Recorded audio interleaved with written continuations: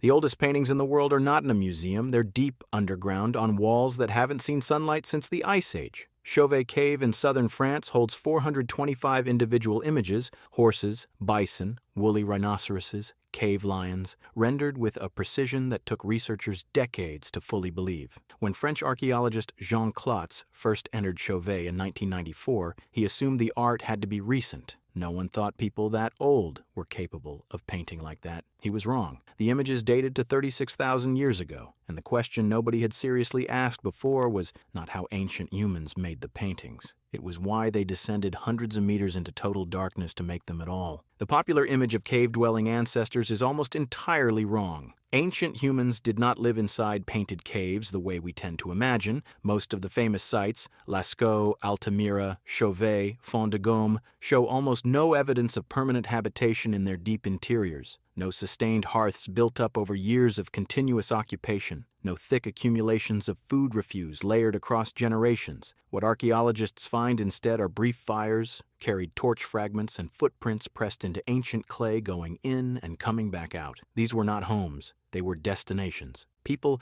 traveled into complete darkness deliberately, sometimes crawling through passages barely wide enough to admit a human body, to reach specific chambers hundreds of meters from the entrance. That fact alone demands an explanation no simple answer can cover. Here's what the physical evidence actually shows. The sections of caves where art appears are almost never the sections where people slept. In Lascaux, the famous Hall of the Bulls sits roughly 30 meters from the cave mouth. The deepest paintings in the complex are nearly 200 meters in. Archaeologists Ian Davidson and William Noble noted in 1989 that navigating that distance in total darkness, guided only by animal fat lamps producing roughly the light of a modern birthday candle, required planning. It required knowledge of the cave accumulated over multiple visits. Whatever was happening in those deep chambers, it was not accidental, and it was not a single person's private act. The lamps themselves tell a specific story. Over 130 stone lamps have been recovered from Upper Paleolithic sites in France alone. Some are simple flat stones with carved depressions holding animal fat and a moss wick.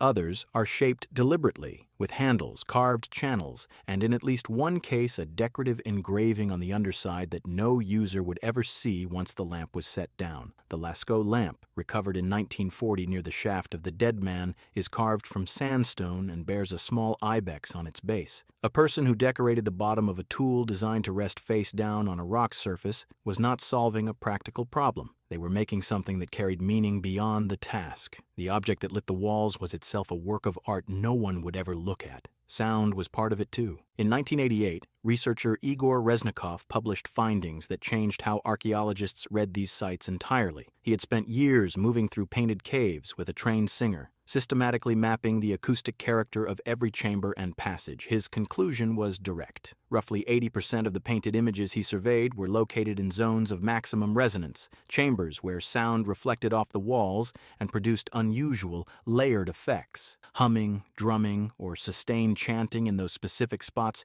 created something that felt nothing like open air. The walls seemed to vibrate back. Reznikov argued the caves were not simply underground galleries. They were instruments, and the images inside them were positioned in relation to how those spaces sounded. Hand stencils appear at dozens of sites across Europe and Southeast Asia. They go back further than almost any other form of human image-making that survives. The oldest confirmed examples were found in the caves of Sulawesi, Indonesia, and dated in 2014 to at least 39,900 years ago. A hand pressed flat against stone, pigment blown across it, then pulled away to leave a negative outline. It is the most direct possible method of placing a human presence on a wall permanently. Researchers analyzed the stencils at El Castillo in Spain and Cosquer Cave in France and found hands belonging to adults and children alike. John Manning's 2006 analysis of digit ratios in stencils from multiple sites suggested that a significant number were made by women. The assumption that these were the marks of male hunters has been challenged repeatedly by the hands themselves. The pigments used,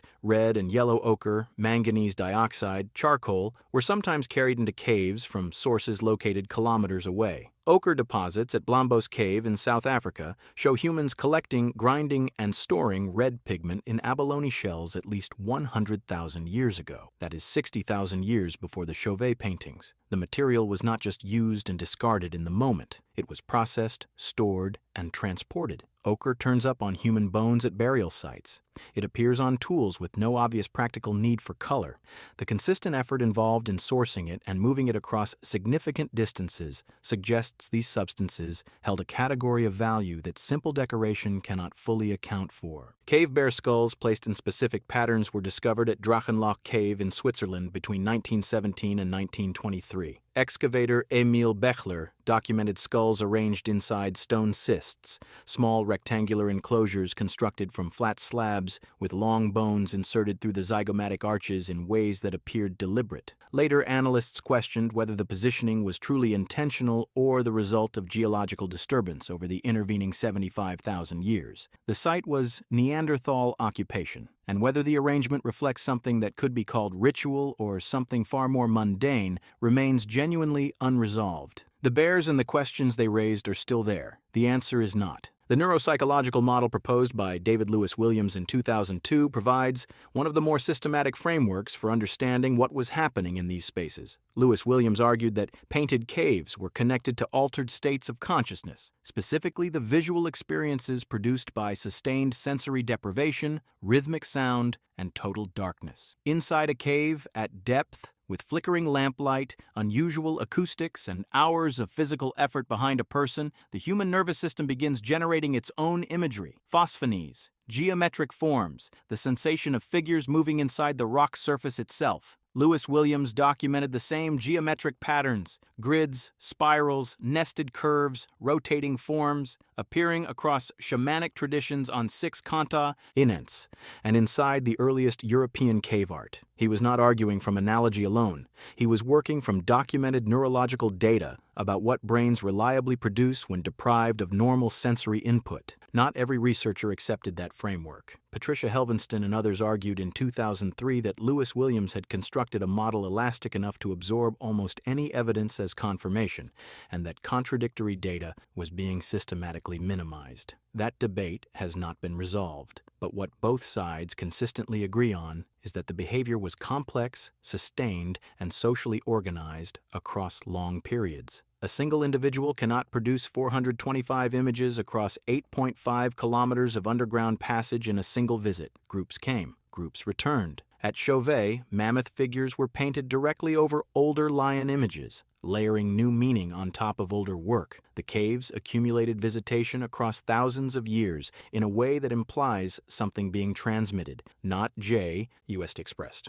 The deepest paintings at Altamira were created in complete darkness by people guiding themselves by handheld flame, sustaining enough light to work carefully, then navigating back out through passages that offered no natural landmarks. They were doing this without writing, without metal, and without any technology that a modern inventory would recognize as sophisticated. What they left behind survived 14,000 years of geological time intact. In 1879, a young girl named Maria walked into a chamber at Altamira and looked up at a ceiling covered in bison painted in red and black. She called out to her father, Marcelino Sanz de Sautuola, who was examining the floor below her. He looked up. He spent the remaining years of his life attempting to convince the scientific community that what we re-looking at was genuinely ancient. The professional consensus dismissed him as either mistaken or a forger. He died in 1888 before the Vindication came. The paintings were confirmed as Paleolithic in 1902, 14 years after he was gone.